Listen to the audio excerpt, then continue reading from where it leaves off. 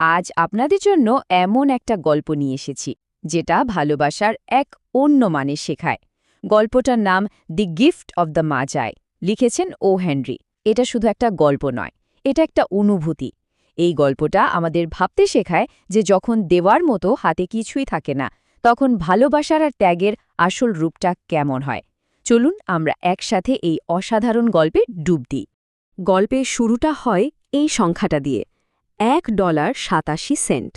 ভাবুন তো, মাত্র এইটুকু।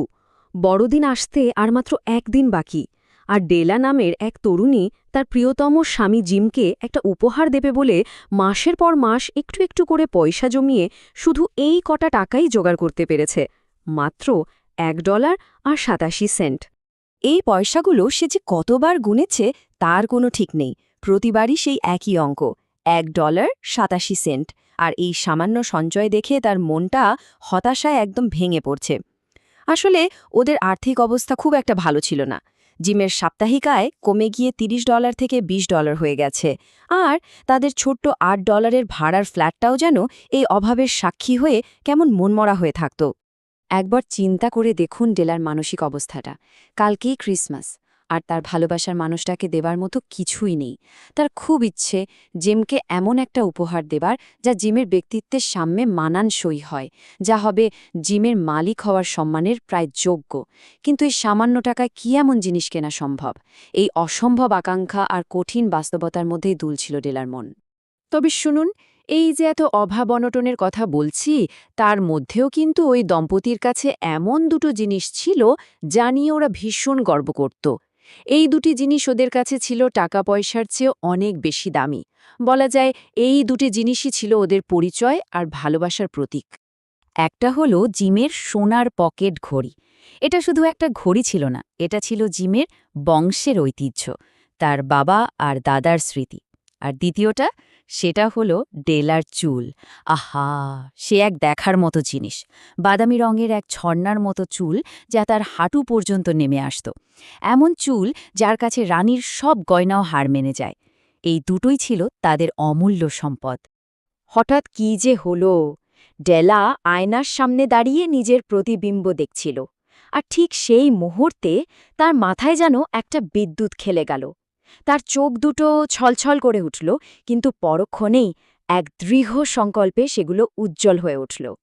সে শেষবারের মতো তার সেই অপূর্ব চুলগুলো মেলে দিল, যেন একটা বাদামি ঝর্ণা তার শরীর বেয়ে নেমে আসছে। এক মুহূর্ত আর দেরি করল না ডেলা। সোজা বাড়ি থেকে বেরিয়ে চলে গেল এক দোকানে, যার সাইনবোর্ডে লেখা ছিল মাদাম সোফ্রনি, সব ধরনের চুলের জিনিসপত্র। সেখানে গিয়ে সে তার জীবনের সম্ভবত সবচেয়ে কঠিন প্রশ্নটা করল, আপনি কি আমার চুল কিনবেন? এই একটা ছোট্ট প্রশ্ন, কিন্তু এর পেছনে লুকিয়েছিল এক বিশাল ত্যাগ। তার সেই রানীর ঐশ্বর্যের মতো চুলের দাম উঠল কত জানেন? মাত্র $20। ভাবুন একবার, যে চুল ছিল ডেলার সবকিছু, তার সর্বস্ব, তার দাম কিনা মাত্র $20।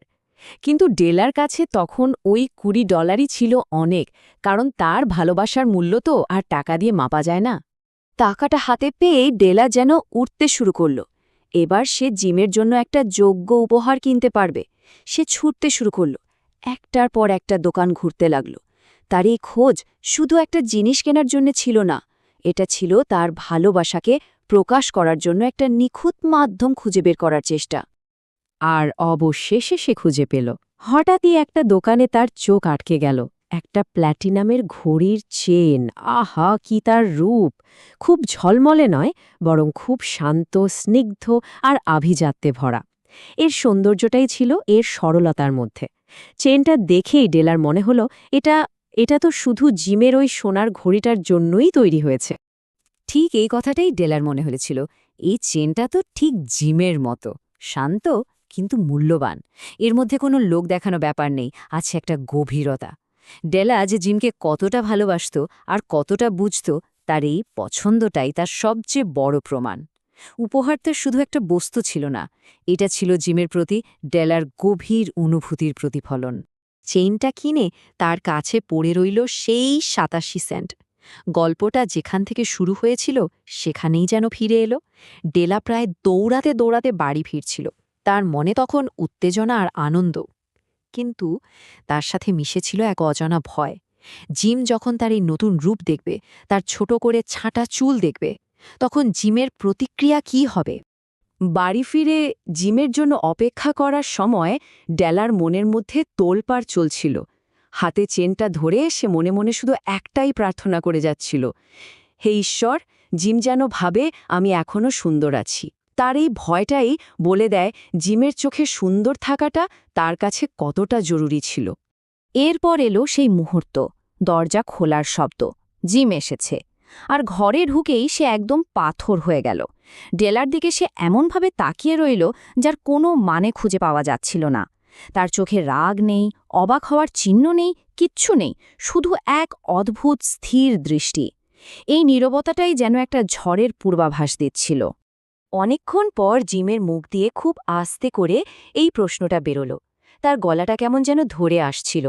সে কিন্তু রাগ দেখাচ্ছে না বা দুঃখও পাচ্ছে না, সে যেন পুরো ব্যাপারটা বিশ্বাসই করতে পারছে না। তার এই একটা প্রশ্নেই বোঝা যাচ্ছিল তার ভেতরে কি বিশাল একটা তোলপাড় চলছে। তারপর জিম তার কোটের ভেতর থেকে একটা প্যাকেট বের করে ডেলার দিকে এগিয়ে দিল। ডেলা কাঁপা কাঁপা হাতে প্যাকেটটা খুলল, আর তার ভেতর যা ছিল, ওহ, সেই চিরুনিগুলো! কচ্ছপের খোলার ওপর দামি পাথর বসানো সেই চিরুনির সেট, যা ডেলা কোনো এক দোকানের জানালায় দেখে মুগ্ধ হয়ে গিয়েছিল। সে যা কোনোদিন পাওয়ার স্বপ্নও দেখেনি। সেই চিরুনিগুলো আজ তার, কিন্তু সেগুলো চুলে গোজার জন্য সেই চুলই আর নেই। এই পরিস্থিতিতে যে কোনো মানুষ ভেঙে পড়ত, কিন্তু ডেলা, সে চিরুনিগুলো বুকে জড়িয়ে হাসার চেষ্টা করল। তার চোখ দিয়ে জল গড়িয়ে পড়ছে, কিন্তু সেই কান্নার মধ্যেও সে জিমকে আশ্বস্ত করে বলল, আমার চুল তো খুব তাড়াতাড়ি বড় হয়ে যায় জিম। তাদের ভালোবাসাটা দেখুন, এই কঠিন মুহূর্তেও তারা একে অপরকে কষ্ট দিতে চায় না। ডেলার তখনও কিন্তু আসল ব্যাপারটা জানা নেই। সে নিজের চোখে জল মুছে খুশিতে প্রায় আত্মহারা হয়ে জিমের দিকে নিজের উপহারটা বাড়িয়ে দিল। বলল, দেখো, তোমার ঘড়ির জন্য কি এনেছি, এবার তোমার ঘড়িটা দাও, দেখি কেমন লাগে চেনটার সাথে। সে অধীর আগ্রহে অপেক্ষা করছিল জিমের ঘড়িটা দেখার জন্য।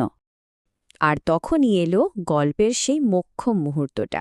জিম একটা দীর্ঘশ্বাস ফেলে খুব শান্তভাবে বলল, ডেলা, চলো আমাদের উপহারগুলো এখন কিছুদিনের জন্য তুলে রাখি, ওগুলো এখন ব্যবহার করার জন্য খুব সুন্দর। তারপর সে যা বলল তাতে ডেলার পায়ের তলার মাটি সরে গেল।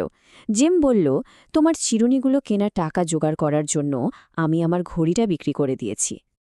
গল্পটা এখানেই শেষ হতে পারত, দুটো অকেজো উপহার, দুটো রাজবিয়ে যাওয়ার স্বপ্ন। কিন্তু লেখক ও হেনরি এখানে একটা অসাধারণ তুলনা টেনেছেন। তিনি এই সাধারণ গরিব দম্পতিকে বলেছেন ম্যাজাই। কিন্তু কেন? ম্যাজাই কারা? চলুন এই নামকরণের পেছনের কারণটা একটু বোঝার চেষ্টা করি। আপনারা হয়তো অনেকেই জানেন ম্যাজাই ছিলেন সেই ৩ জন জ্ঞানী ব্যক্তি যারা শিশু যিশুর জন্য প্রথম ক্রিসমাসের উপহার নিয়ে এসেছিলেন। তারা খুব ভেবেচিন্তে প্রজ্ঞার সাথে উপহারগুলো বেছে নিয়েছিলেন। তাদের উপহারগুলো ছিল অর্থপূর্ণ। লেখক এই প্রসঙ্গটা টেনেছেন জিম আর ডেলার ত্যাগের সাথে একটা গভীর তুলনা করার জন্য। এখন প্রশ্ন হল, জিম আর ডেলা কি বোকার মতো কাজ করেছে? বাইরে থেকে দেখলে তো তাই মনে হবে, দুটোই এমন উপহার কিনল যা এখন কোনো কাজেই লাগবে না। কিন্তু একটু গভীরে ভাবুন তো, তাদের এই ত্যাগ কি সত্যিই বোকামি ছিল, নাকি এর মধ্যে লুকিয়েছিল ভালোবাসার সর্বোচ্চ জ্ঞান আর প্রজ্ঞা? আর এখানে লেখক ও হেনরি তার শেষ কথাটা বলেন। তিনি আমাদের চোখে আঙুর দিয়ে দেখিয়ে দেন যে উপহারের আসল মূল্য তার ব্যবহার বা দামের মধ্যে থাকে না। উপহারের প্রজ্ঞা লুকিয়ে থাকে তার পেছনের নিঃস্বার্থ ভালোবাসা আর ত্যাগের মধ্যে। জিম আর ডেলা নিজেদের সবচেয়ে প্রিয় জিনিসটা বিলিয়ে দিয়েছে একে অপরের জন্য, আর এই কারণেই ভালোবাসার বিচারে তারাই হল পৃথিবীর সবচেয়ে জ্ঞানী মানুষ, তারাই হল আসল ম্যাজাই। এই অসাধারণ গল্পটা শেষ হয়েও যেন আমাদের মধ্যে একটা প্রশ্ন রেখে যায়, একটা উপহারকে আসলে কি মূল্যবান করে তোলে? তার দাম, তার কার্যকারিতা, নাকি তার পেছনে সেই নিঃস্বার্থ ভালোবাসা আর ত্যাগ? এই ভাবনাটাই হয়তো এই গল্পের দেওয়া সবচেয়ে বড়